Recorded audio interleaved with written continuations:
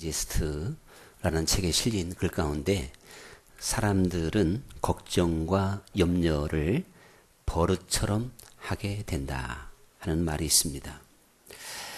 이렇게 염려와 근심이 버릇이 될 정도로 될 수밖에 없을 만큼 사실 우리가 사는 이 세상은 근심 걱정거리가 굉장히 많을 수밖에 없습니다. 제가 성경 말씀 가운데 요나단이 블레셋 사람들을 향해서 나아갈 때 저 산꼭대기에서 골짜기에 진을 치고 있는 그 블레셋 사람들을 향해서 이제 전쟁을 치르기 위해서 나아갑니다. 그런데 놀랍게도 홀홀단신 혼자 그 바다의 모래알처럼 많은 블레셋 대군을 향해서 지금 한 발자국 한 발자국 골짜기로 내려가고 있는 것입니다.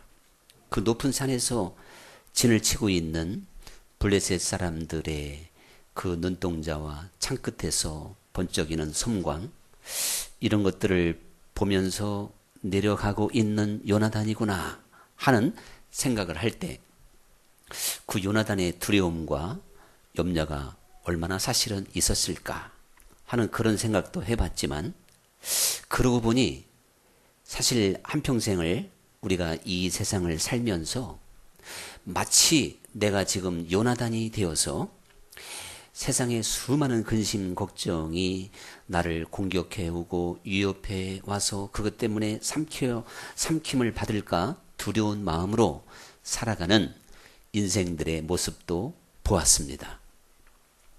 여러분이 그런 것들이 상상이 안 되면 사실 인생을 좀 쉽게 살아가는지도 몰라요. 내가 걸어가야 되는 인생길, 그리고 한평생 살아가는 삶이라는 자체가 요나단 한 사람이 지금 수만인지 수십만인지 모르는 그 블레셋 병사들을 향하여 대적하기 위해서 나아가는 발걸음처럼 위협적이고, 그리고 정말 두려움에 사로잡힐 수밖에 없는 그러한 상황들이 얼마든지 많이 있다는 사실이죠. 그래서 사람들은 근심하게 되고 염려하게 되고 두려워하게 되는 걸 볼 수가 있습니다. 이 세상이 살기 쉽고 편하고 염려, 근심, 걱정거리가 없다면 성경 말씀에도 염려하지 말고 근심하지 말라, 그렇게 말씀하지는 않으셨겠죠. 예수님께서 우리처럼 육신의 몸을 입으시고 이 세상을 살으신 다음에 사실은 인정을 하신 겁니다. 그러면서 너희는 무엇을 먹을까, 무엇을 마실까, 또 무엇을 입을까, 이것을 염려하지 말라는 것이죠. 예수님도 육신을 가진 한 사람이 무엇을 먹고 입고 마시고 살아가는 문제가 보통 심각한 게 아니라는 것을 아셨기 때문에 사실 이 말씀을 지금 들려주고 있습니다. 그리고 염려하지 말을 것을 확실하게 책임져 주시기 위하여 보장하시듯이 공중의 새를 가르쳤고 들에 있는 백합화, 들풀을 가리키면서 저 새와 또한 이름 모를 그 들풀들도 천부께서 먹이시고 입히시고 하는데 하물며 너희일까 보냐, 이렇게까지 말씀을 하셔서 우리로 하여금 이 세상이 만만치 않지만 결코 염려하지 말아야 될 것을 가르쳐 주셨고, 예수님이 그러면서 이 세상을 이기는 것은 오직 믿음뿐이다. 세상을 이김은 이것이니 오직 믿음뿐이라. 너희가 세상에서 환난을 당하나 담대하라. 내가 세상을 이겼노라. 이렇게 말씀을 하셔서 정말 내가 살고 있는 이 세상 자체가 환난이고 염려와 근심이 끊임없는 그러한 인생살이다. 예수님도 인정을 하셨습니다. 그러나 이 모든 것을 이기는 것은 이것이니 곧 믿음뿐이라. 믿음이 아니고 어떻게 이 세상을 이길 수 있겠느냐, 이렇게 주님께서 말씀을 하셔서 정말 믿음 안에서 이 세상의 염려와 근심거리가 아무리 크다 할지라도 넉넉히 이기고 나갈 수 있음을 분명히 우리에게 보여주고 있습니다. 주님께서 우리에게 이렇게 염려와 근심을 하지 말아야 될 것을 가르쳐 주신 것은 잠언서 15장에 있는 말씀처럼 마음의 근심은 심령을 상하게 하느니라. 우리가 염려하고 근심하게 되면 심령이 상하죠. 그러면 뼈를 마르게 또 하느니라. 이렇게까지 말씀하고 있어요. 또한 하나님 뜻 안에서 하는 근심은 후회할 것이 없는 구원에 이르는 회개를 이루는 것이지만 세상 근심은 사망을 이루는 것이라. 고린도후서에서 그렇게 가르쳐주고 있거든요. 이거 사실은 상당히 충격적으로 받아들여야 됩니다. 아니, 어떻게 세상 근심이 우리에게 사망을 가져다 주는 것인가? 이거 어떻게 이렇게 베드로 사도는 사도 바울은 우리에게 이렇게 말씀하고 있을까? 생각을 해볼 때 예수님의 말씀 가운데서 우리가 답을 얻을 수가 있는데요. 예수님께서 뭐라고 말씀하셨냐면 이 밭의 비유를 통해서 가시밭을 가리켜서 세상의 염려와 재래의 유혹이라 그랬어요. 그래서 세상의 염려와 근심으로 기운이 막히는 것이다. 이렇게 설명하고 있습니다. 그러니까 우리가 이 세상의 염려와 근심을 벗어버리지 못하면 기운이 막힌다는 게 뭐예요? 바로 그 가시의 울창한 그늘과 그리고 가시나무의 왕성한 그 뿌리로 인하여 이제 뿌리로부터 영양분도 받지 못하고 위로부터 햇빛도 공급받지 못하는 가시 덤불에 박힌 그 열매처럼, 그 곡식처럼 결국은 꽃도 제대로 피워보지 못하고 죽을 수밖에 없다는 것이죠. 실제적으로 염려와 근심을 하게 되면요, 심령이 아주 어두워지는 겁니다. 그래서 하나님의 그 은혜와 성령의 역사가 통할 수가 없어요. 이렇게 무서운 결과를 가져다 주기 때문에 주님께서는 염려하지 마라. 이렇게 말씀을 하시고 있는 걸 볼 수가 있습니다. 그러면 정말 우리가 살아계신 하나님을 믿는 하나님의 자녀들로서 우리의 인생을 누구보다도 잘 아시고 우리의 형편과 사정을 헤아리시는 그 주님께서 이거 너무 무지막지하신 말씀 아닌가? 우리 인간을 이해하지 못하는 말씀은 아닌가? 이렇게 우리가 생각해 볼 수 있을지 모르겠지만 우리 주님께서 이렇게까지 말씀을 하셨을 때는 분명한 이유가 있는 것이고 또한 우리가 그 주님께 근심과 염려하지 않을 수 있는 사람으로 만드실 수 있는 분이기 때문에 그런 것이 아니냐 하는 것을 우리가 생각해 보면서 왜 하나님께서 우리의 모든 육신을 아시면서 이렇게 염려와 근심을 하지 말라고 하셨을까 하는 것을 생각해 볼 때 무엇보다도 하나님께서 이 모든 것을 이제 명령하셨기 때문에 그런 것이죠.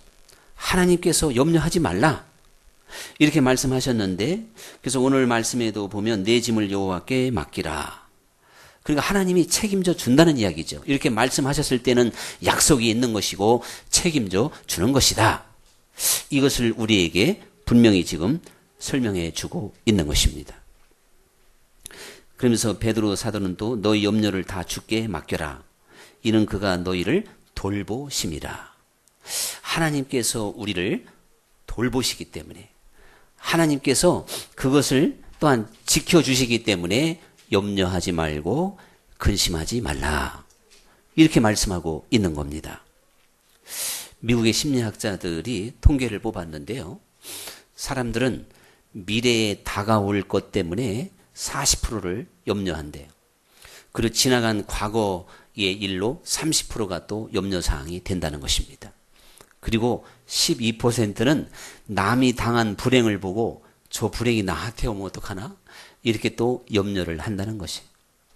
그러면 사실 우리가 88% 이상을 사실은요 하지 말아야 될 염려와 근심을 하고 있는 것이다 라고 하는 그런 통계가 나오기도 합니다.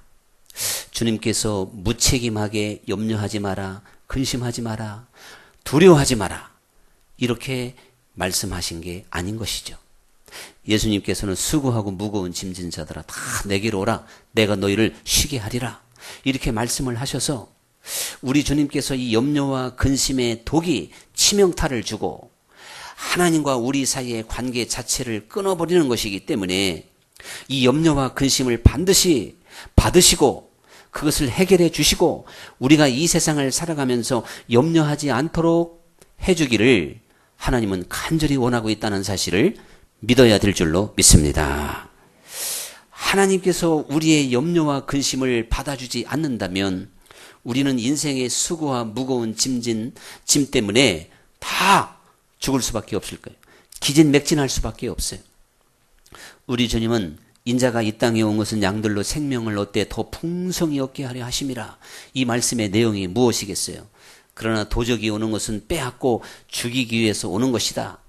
그 도적의 세력은 우리에게 근심과 염려와 두려움을 주어서 우리의 모든 풍성한 삶을 빼앗아 간다는 것입니다. 풍성한 삶이 뭐예요? 염려와 근심을 주님께 맡기고 안식하는 삶이고 자유하는 삶이고 기쁨이 있고 감사가 있는 삶인 줄 믿습니다. 우리가 잘하는 대로 항상 기뻐하고 범사에 감사하고 그리고 자원하는 마음으로 쉬지 않고 기도할 수 있는 능력인 것입니다.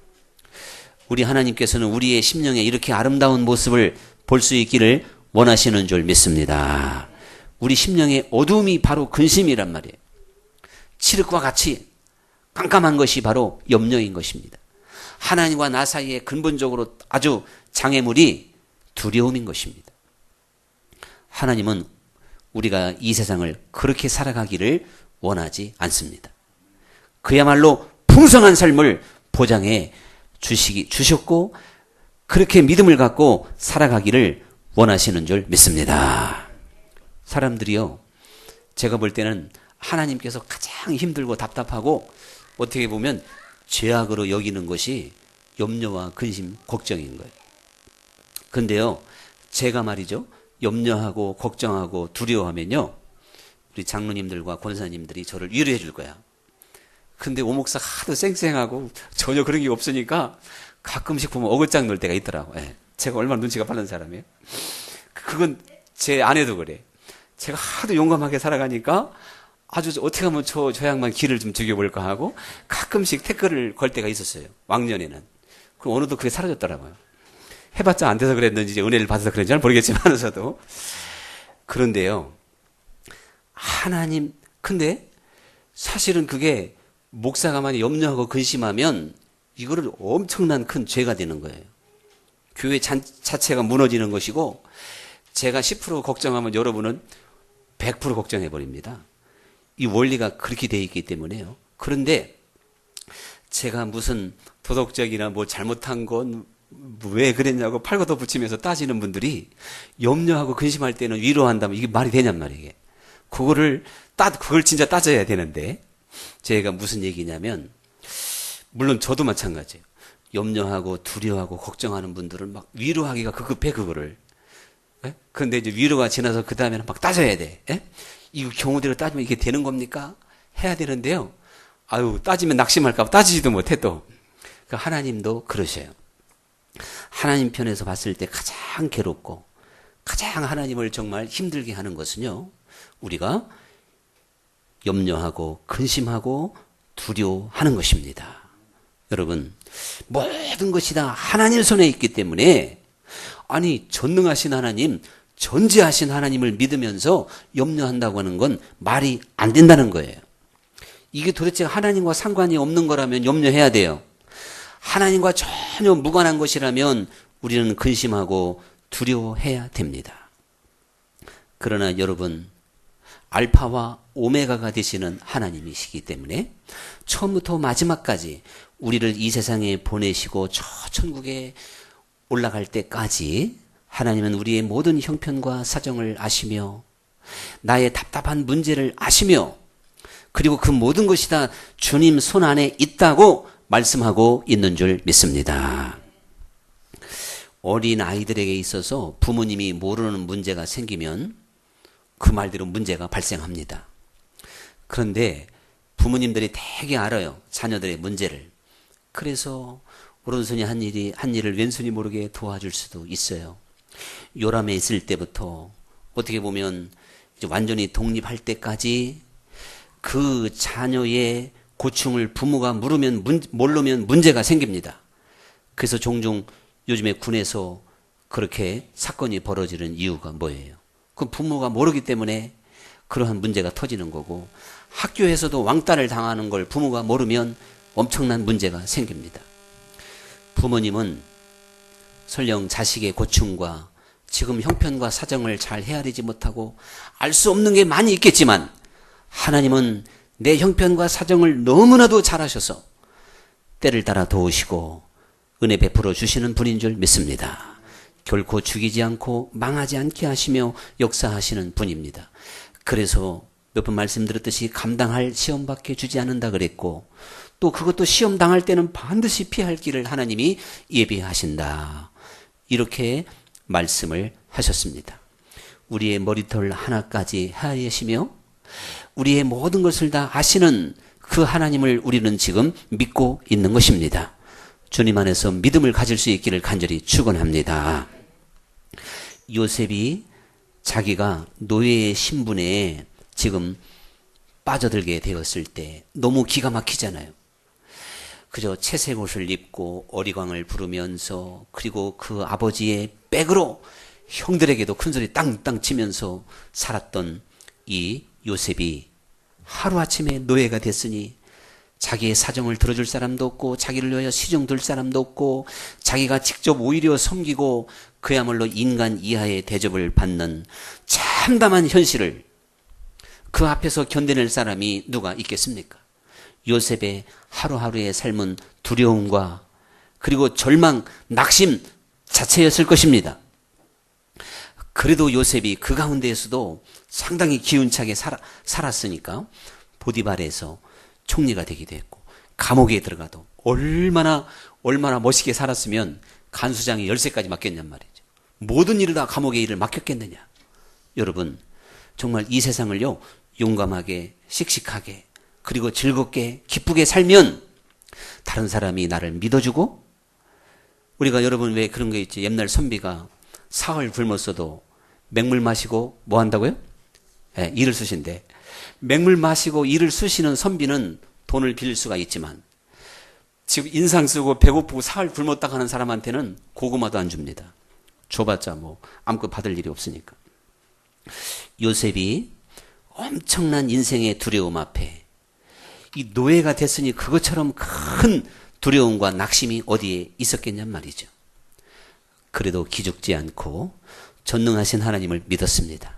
하나님의 약속을 믿었던 것입니다. 그랬을 때 요셉은 노예이지만 그 가운데서도 주님과 하나님과 동행하는 삶을 살았고, 감옥에서도 천국을 이루는 삶을 살게 된 줄로 믿습니다. 형편과 사정이 좋아서 천국을 이루는 게 아니에요.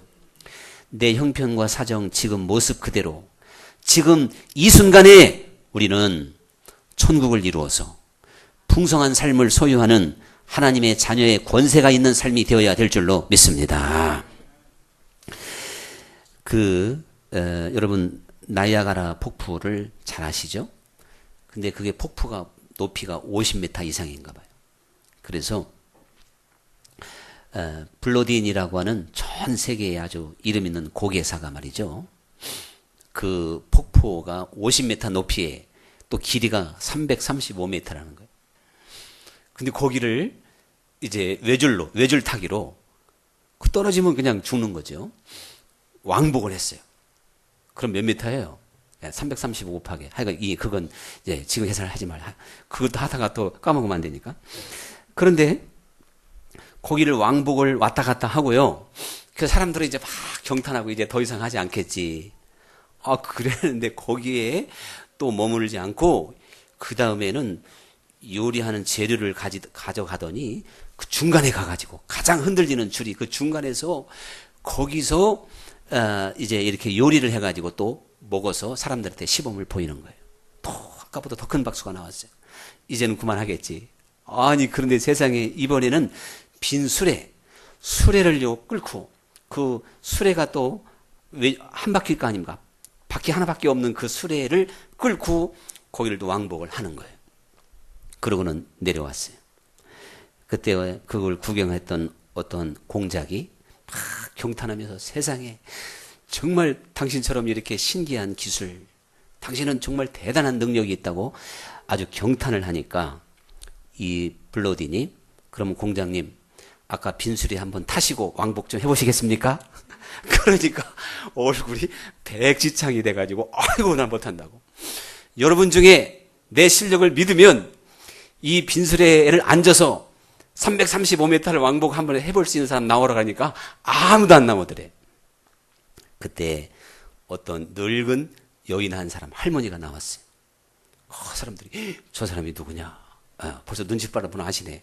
그러더니 그 할머니가 용감하게 타고 전혀 두려워하는 기색이 없어요. 그러고는 그 블러딘이 또 왕복을 하고서 내려왔는데 당신이 도대체가 누구냐 그러니까 블러딘의 엄마라 그러더래요. 자, 이 어머니도 떨렸겠지만요. 자기 아들의 실력을 믿고 내가 안 믿어주면 또 누가 믿겠냐 뭐 그런 마음일 수도 있겠죠. 그런데 이 로렌 커닝햄이라고 하는 국제 예수 전도단 그 창설자가 믿음이라고 하는 것을 설명할 때 바로 이 블러딘의 예화를 들게 된 것입니다. 하나님께서 나를 품에 안으시고 마치 나이아가라 폭포, 그 폭포 소리 우렁차고 그리고 그 정말 바람이 싱싱 부는 그 폭포의 앞을 지나갈 때도 그 외줄타기 하듯이 그렇게 하나님이 나를 인도할 때도 두려워하지 않고 하나님께 맡기는 것이 믿음이다. 이렇게 설명을 했습니다. 과연 저는 거기에 전적으로 동감합니다. 거기에 아무도 수레에 타지 않겠다고 혼비백산했던 사람처럼 되지 마시고 하나님이 나를 수레에 태워서 외줄타기로 그 정말 무시무시한 절벽을 오르락내리락 하신다 할지라도 우리가 믿고 주님께 신뢰할 수 있는 게 믿음인데 여러분 하나님이 그렇게 하신다면야 그 내가 못할 게 뭐냐? 여러분도 다 그렇게 고백할 수 있겠죠? 그렇다면 그 믿음을 가지셨다면 외줄타기니 뭐니 그렇게 상상의 얘기를 하지 말고 여러분의 실제적인 삶 속에서도 마치 내가 지금 외줄타기 하는 것처럼 아슬아슬한 순간을 만난 적은 없습니까? 그러한 위기를 만난 적은 없습니까? 정말 모든 것이 끝나버릴 것 같고 천길만길 낭떠러지기로 떨어질 것 같고 이거 위험천만한 순간을 통과하는 적은 없습니까? 사망의 음침한 골짜기로 걸어가는 순간은 없습니까? 그리할 때마다 하나님이 나를 지금 품에 안으시고 나를 이끌어 간다고 하는 믿음을 갖고 평안할 수 있기를 간절히 축원합니다.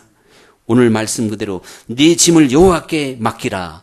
그가 너를 붙드실 것이며 또한 의인의 요동함을 영원히 허락하지 아니하리로다 하는 이 믿음으로 하나님을 신뢰할 수 있기를 간절히 축원합니다.